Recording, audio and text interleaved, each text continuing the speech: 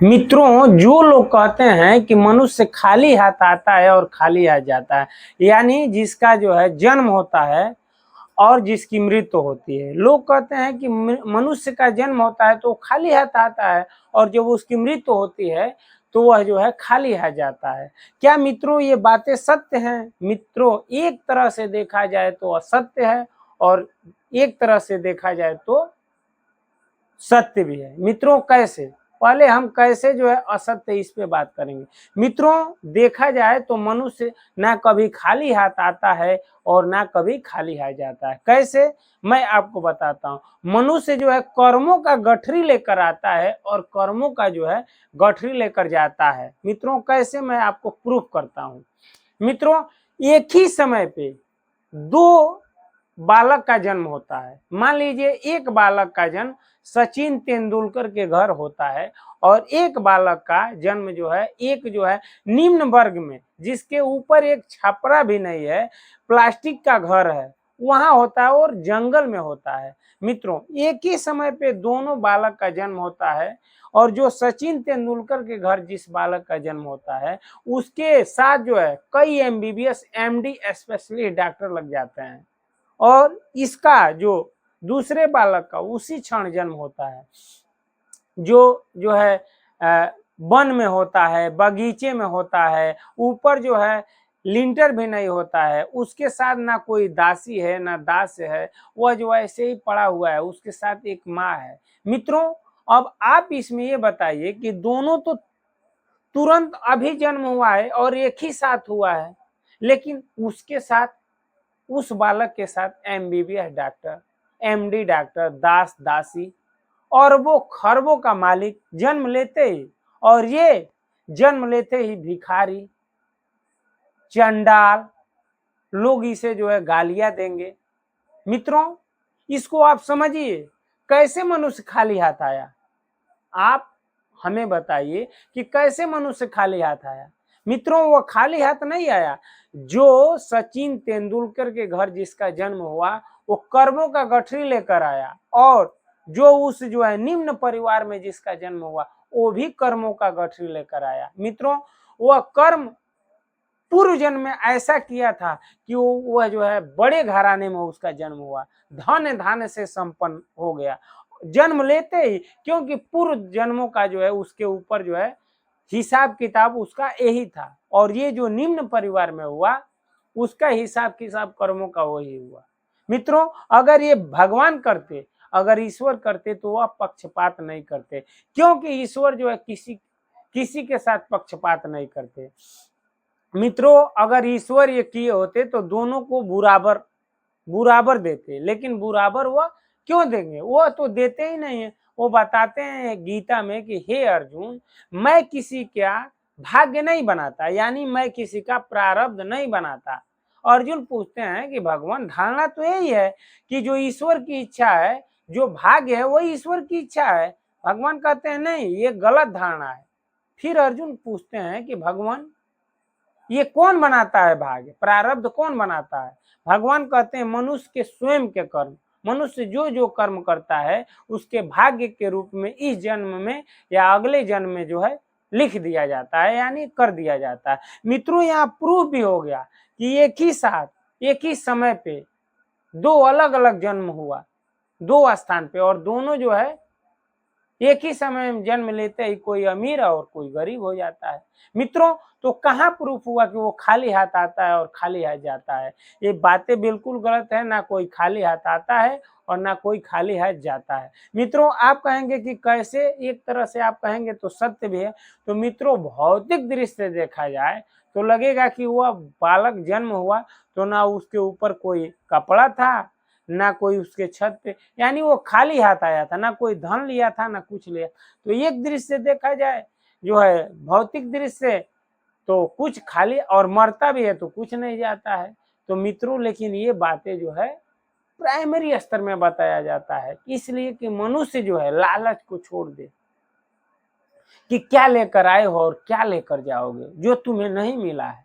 ये जो है बताया जाता है कि जो है प्राइमरी स्तर की विद्या है कि आप मनुष्य धीरे धीरे आगे बढ़े, जब और आगे बढ़ेगा, जैसे जो है इंटर, बीए, बीएड, एमए आगे बढ़ेगा तो उसके बारे में और खोल कर बताया जाएगा। मित्रों उसी तरह जब आप आगे बढ़ेंगे तो जान जाएंगे, हाँ हम तो खाली हाथ आए थे और खाली हाथ जाएंगे, लेकिन नहीं, जब आगे जाएंगे तो आपको ये पता होगा कि नहीं नहीं, हम तो खाली हाथ नहीं आए थे, हम तो कर बंधन में बंधे हुए हैं, कर्मों के बंधन में बंधे हुए हैं, और फिर क्या करें कि इस बंधन से हमें छुटकारा मिल जाए, नहीं तो फिर कर्म बंधन के साथ हम यहाँ से जाएंगे। मित्रों इसी बात को जो है हम आपसे बताना चाहते थे कि जो है कर्म बंधन को जो है कैसे जो है आपको समझना है। ये तो बातें हुई कि कैसे मनुष्य जो है खाली कर न खाली हाथ आता है और खाली हाथ न जाता है, इसके विषय में जो भी हम बताएंगे। मित्रों वहां तो दो उदाहरण के से हमने बताया कि मनुष्य खाली हाथ नहीं आता है। अब खाली हाथ कैसे नहीं जाता है ये भी जान लीजिए। मनुष्य आप जो है देखिएगा, मनुष्यों का जो है अलग अलग मृत्यु का भी हिसाब किताब है। शास्त्रों में देखेंगे तो मरने के बाद जो है बताया गया था वो कर्मों के अनुसार जो है अनेक योनियों में जाता है, स्वर्ग आदि या नरक आदि का वर्णन है कि वह जाता है। तो जो निम्न योनियां हैं उसी को नरक आदि योनियां बताया गया है, और जो ऊंचे के लोग हैं यानी जो है मनुष्य जन्म, देवता, गंधर्व, यक्ष मतलब ऋषि, मतलब जो उत्तम योनियां उसको स्वर्ग का उदाहरण दिया गया है। मित्रों ये जो है खाली हाथ नहीं जाता है, वह जो है कर्मों के गठरी के साथ जो है उत्तम लोक को जाता है या निम्न लोक को जाता है। तो कहाँ खाली हाथ गया और वहां कहाँ खाली हाथ आया। मित्रों इस गूढ़ रहस्य को समझना है, और आप ये कहेंगे कि इन दोनों से कैसे बचा जाए, यानी जब आप अच्छे कर्म करेंगे तो अच्छे लोग मिलेंगे, अब बुरे कर्म करेंगे तो बुरे लोग, यानी निम्न योनिया और उच्च योनिया। तो ये तो कर्मों का जो है निरंतर जो है चलता ही रहेगा, इसमें तो कष्ट है, मरना है और जीना है। ये तो बातें सही है कि मरना है और जीना है, लेकिन अगर आपके मन में आता है जिनको कि इससे कैसे हम बचें, तो मित्रों इसको बचने के लिए यही बात अर्जुन जी ने भगवान कृष्ण से पूछा था कि केशव क्या ऐसा कोई लोक नहीं है जहां जाने के बाद से जो है फिर से जो है आना ना पड़े, यानी ना मरना पड़े ना जीना पड़े, क्योंकि जब जिएंगे तो मरेंगे। और भगवान बताते हैं कि यहाँ से लेके ब्रह्म लोक तक, ब्रह्मा के लोक तक सभी जो है मरते हैं और जीते हैं। तो भगवान ने बताया था कि अगर इससे बचना है तो मेरे परम धाम को आना होगा। अर्जुन वहां ना सूर्य प्रकाशित करता है और ना चंद्रमा प्रकाशित करता है, मेरे स्वयं प्रकाश से पूरा जो है वह प्रकाशमान है, जो मेरा परम धाम है, जो मेरा दिव्य लोक है। वहां जाने के बाद से फिर से जो है इन संसार में नहीं आना पड़ता है। अर्जुन जी पूछते हैं कि भगवान वहां आने के लिए आखिर कोई उपाय होगा। तो मित्रों वहां भगवान बताते हैं कि तीनों गुणों से जो परे हो जाता है वही मेरे धाम को आता है। मित्रों ये तीनों गुण क्या है ये हम अपने चैनल पे डिटेल में डाल चुके हैं कि तीनों गुणों से कैसे बचें। हम आज 4 बातें बता देते हैं। इस संसार की रचना जो है सतोगुण, रजोगुण और तमोगुण से हुई है, और ये जो है भौतिक जगत है और एक अध्यात्म जगत है। मित्रों इसके बारे में भी अगर आपको जानना है कि ये संसार भगवान ने क्यों बनाया या हम इस जगत में क्यों आए हैं, तो इसका भी हम अपने चैनल पे वीडियो बनाए हैं कि हम इस जगत में क्यों आए हैं। या चैनल पे हमारे सर्च मार के देखिएगा या खोल कर देखिएगा कि हम लोग इस जगत में क्यों फंसे हैं, ऐसा हमने वीडियो बनाया, देख लीजिए। मित्रों तो आप जो है ना खाली हाथ आते हैं और जो है ना खाली हाथ जाते हैं। तो मैं आपको बता दूं कि मित्रों आप जो है इस वीडियो को जो है बहुत ही ध्यान से सुनिए और बहुत ही ध्यान से इसका मनन करिए कि हमने आपको क्या बताया। मित्रों ये बातें बिल्कुल हमने अनुभव किया है, जो हमने देखा है। ना कोई खाली हाथ आता है और ना कोई खाली हाथ जाता है। मित्रों मनुष्य चाहे तो भले ही एक अमीर घर में आया हो, अगर वो चाहेगा तो अपना प्रारब्ध खराब कर कर वह जो है निम्न वर्ग में आ जाता है, वो दरिद्र हो जाता है।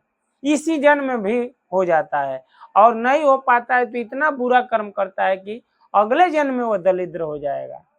अगर कोई गरीब घर उसका जन्म होता है तो चाहे तो अपना जो है कर्म करके, अच्छा कर्म करके वह धनवान हो सकता है, ज्ञानवान हो सकता है, वह जो है श्रेष्ठ हो सकता है, और वह चाहे तो निम्न से भी निम्न हो सकता है।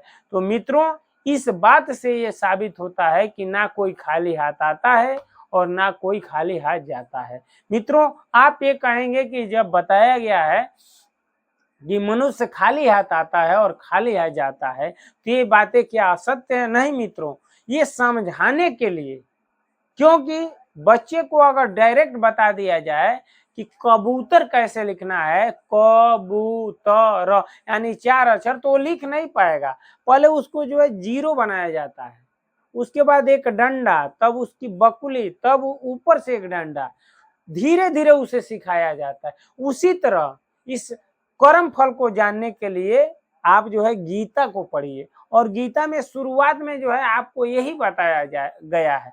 धीरे धीरे जब आप इसको जान लेंगे तो आपके मन से ये शंका समाप्त हो जाएंगी। मित्रों, उम्मीद करता हूँ ये वीडियो अच्छा लगा होगा तो कमेंट में जरूर बताइएगा कि आपको क्या अच्छा लगा।